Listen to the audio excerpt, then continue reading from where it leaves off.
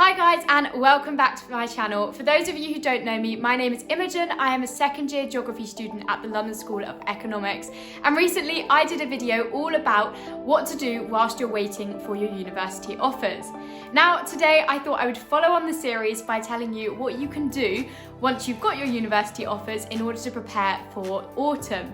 First things first, you're going to want to work out which of your universities you want to firm and which one you want to insure. Now, if you're lucky enough to have more than 2 offers, this is going to be a bit of a choice, and there is a little bit of logic that you need to apply to this. So your firm choice university has to be either the same grades or higher than your insurance choice university, or else there is no point having an insurance choice, because if you miss your firm offer, you're also going to miss your insurance, and what is the point in that? Now, the reason I say they can be the same is because you might have a firm choice university which says you need A-star AA, and your A-star has to be in maths, for example, if you're doing engineering or something like that. However, your insurance choice university might be A-star AA, and it might not specify what that A-star needs to be in. So if you get it in history or, I don't know, philosophy, it doesn't really matter. So that is one reason why they might be the same. Another reason is because some universities will accept you with slightly lower than the entry requirements than they've offered you, and therefore you might put that university as your insurance, even though your firm choice will absolutely reject you if you don't get the grades, for example. When considering different universities, you might want to go and visit them. You might want to do a bit more research online. One thing that I would say to take into account, but do not base your whole decision on this, is the cost of accommodation. Obviously, in certain cities, accommodation is going to be more expensive. For example, Edinburgh, St Andrews, York, and obviously London. However, other cities such as Leeds or Loughborough or even Nottingham might have slightly cheaper accommodation options. Please do consider this by all means, but do not make this the only thing that you base your decision on, because it is far more important to have a course that suits you and that you like than it is to have a lovely ensuite room that costs less in one city than it does in another. I'm going to talk slightly more about accommodation in just a second, so we will park that for now. The next thing you might want to do, particularly if you're going to visit, is go to the offer holder days that universities are putting on. Now, I don't know if these are going to be virtual this year. Again, it depends on the COVID situation, but if you do go to offer holder days, just be aware that these are the hard sell for the university. There is going to be a lot of marketing gone into them. There's probably going to be quite a lot of money that's also gone into the offer holder days. It's really important that you make the most of them though, and ask the questions that you want to ask. There really is no such thing as a silly question, because if it's bugging you, then it's really important that you ask it and find out the information before you make a decision on where you're going to spend the next 3 years of your life. Personally, I would say, as well as offer holder days, it's really important to get an actual student perspective. You will hopefully be able to talk to students on the offer holder day, but you could also look on YouTube and TikTok. Pretty much every university in the UK will have somebody doing social media, whether that is TikTok or whether it is YouTube, about their life at university. So by all means, get in contact with them, and most of them I think will answer you and be able to answer your questions from a real student perspective, which is something that you might not be able to get from the kind of highly marketed offer holder days. Another thing to consider when you're trying to decide which university to go to is the course as a whole. Now, when I was applying for university, I was really sold by one of the modules that LSE offered for geography in the first year. It was called London Lab, and basically your lectures were taught out on the streets of London, which sounded really, really cool and like absolutely amazing. However, when I got here, because of COVID, that had to be cancelled, and so it would have been more beneficial for me to look at all of the courses and decide that I actually wanted to go to the university based on that, rather than just a select few, because you never know what they're going to cut from year to year and what they're going to add in. Besides firming and insuring different universities, you will also need to sort out accommodation for universities. Now, this is the thing that people start to panic about as soon as they get their offer. And for most places, I think most universities, it is first come, first served. So it is important to be relatively quick. And you can do research about the accommodations that different universities offer before you've even got your offers. However, it's not the be-all and end-all accommodation. You have a few different options. Personally, I would say as a first year student, the best thing you want to do is to be in student halls. And again, there's a wide range of student halls at most universities. They will all have different vibes. So again, do some research, find out what the vibes of the different halls are, because the easiest way to make friends who are like you is by living with people who are like you. So if you suss out the vibes of which are the more sociable halls, which are the more party halls, and which ones are the kind of like quieter halls, before you pick an accommodation, then you're more likely to find like-minded people, which will make settling into university so much easier.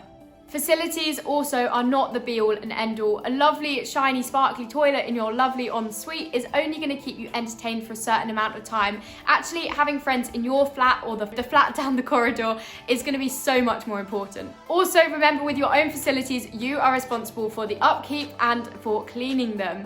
I have shared bathrooms at university which get cleaned every single day, and our kitchen also gets cleaned every single day because so many people share it, and it is a lot cleaner than anything I would be able to do myself. I've also never ever had to pay for loo roll, and that is an expense that I'm really grateful that I don't have. If you're going to a university in London, you have the opportunity of shared University of London halls. Now, some people have said this is absolutely fantastic. It means their circle of friends is so much larger. It encompasses people from different universities. However, because you don't have that shared bond over the fact that you all go to the same university, that initial connection with other people can be a little bit more tricky, and therefore making friends can be slightly more difficult.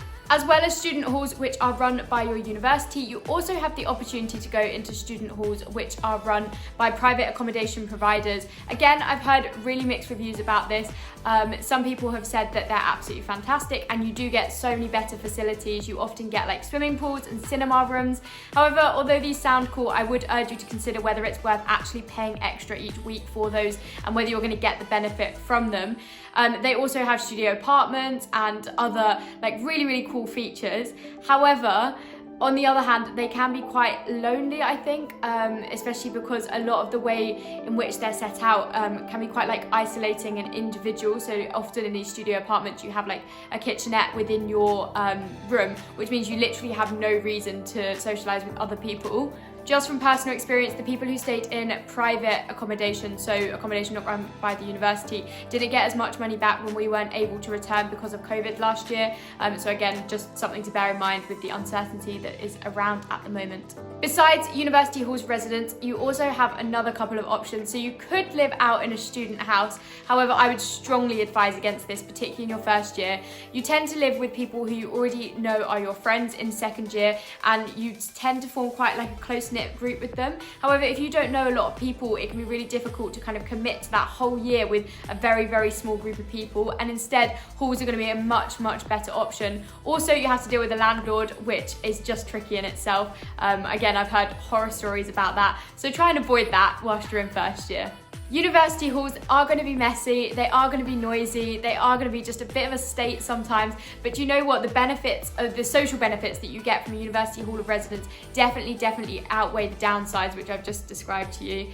So I'd really recommend you to go into halls if you can. You could also live at home. Many students in London consider this. However, I would say if you can in your first year, if you can afford it financially, move into student halls because you will socially have a much better time of it. It'll be so much easier to make friends, and also it's a really good way of like testing your independence and having that independent living experience even if you move home in the second or third years. That being said, there are definite pros of being at home, such as getting your laundry for super cheap, food is provided and maybe even cooked for you if you're really lucky, and you don't have the hassle of actually having to move out. So it is certainly worth considering whether you want to be in halls or whether you want to stay at home. To be honest, the main thing with accommodation is making sure you're on top of things with the deadlines and the emails that you're getting sent out. Again, personal experience, my brother last year missed an email in, I think, February, and when we got to August, he was looking through to find out about his accommodation. He was like, I haven't had any emails for a while. Turns out he'd missed an email in February which said he had to confirm the accommodation within 48 hours, so he'd lost the accommodation. So then we were frantically trying to find him accommodation at the University of Reading, and we thought he'd be on the other side of campus in accommodation that wasn't what he wanted. It was going to cost loads more. He did manage to get it all sorted in the end, so he was really lucky, but you just don't want to be in that situation. So make sure if there are deadlines published online for your accommodation for your university, that you know when they are and you're aware of that, and you're checking your emails regularly and replying to them to make sure you're not missing out on anything. Besides accommodation, something else that is super important before you go to university is sorting out your student finance. You need to decide whether you want to have a tuition fee loan or a maintenance loan. Most people will have both, and I will explain the difference between the two now. The tuition fee loan is up to £9,250 per year. For most people, your course will cost £9,250 per year, and that money gets paid straight from the government to your university, and it will not even touch your bank account, so you will not see it. Your maintenance loan is the loan that you get to live off. So this can be, well, for students who live away from home but outside of London, this is £4,400 there or thereabouts. The number changes slightly each year, but it stays in the same kind of like region. And then if you live in London, it's about, I think, 6,100 per year. And then if you live at home, you do still get a maintenance loan, but it is considerably less. This money is paid into your bank account, and this is for your accommodation, for food, and just general living expenses. For most people, £4,400 will be just enough or not quite enough for them to live off. So you will either need to have a little bit more money maybe from the bank of mum and dad, or a lot of people have part-time jobs at university, or they work in the summer before university. Now I am going to do a whole video, and it's coming very, very soon, on how to get a job at university, so keep your eyes peeled for that one. Your maintenance loan will also depend on other personal circumstances that you might have. So if your parents earn under a certain amount, you will get a greater amount of maintenance loan. But the numbers that I've just given you, they are the minimum figures. So that is what most people will be on. The main thing with student loans is you need to decide if you want to get them, and if you do, you need to meet the deadlines. So the deadline for applying for a student loan is the 31st of May. Now you don't need a confirmed place at university to have these, because obviously a lot of students, particularly A-level students, won't get their results until August. So you can do it before you even get your place at university if you think you are going in September. And in fact, you need to do it if you think you are going in September. You can always cancel it retrospectively. However, if you miss the deadline, there is a chance that you will not get your loan in time for the start of term, and you will have to fund yourself, like living wise, fund yourself through the first few weeks of term, which can be incredibly expensive because that's your freshers week, and they are just some of the most expensive weeks of term. Also, with your student finance payments, you do not need a student bank account to set these up. As long as you have a bank account, you can set your student loan to go into that, and then you can always change your details later on down the line. But it's just important, it literally takes about 10 minutes to get your student finance stuff sorted sooner rather than later. Linked to that, and talking about finances at uni, you want to look into whether you want any scholarships or bursaries.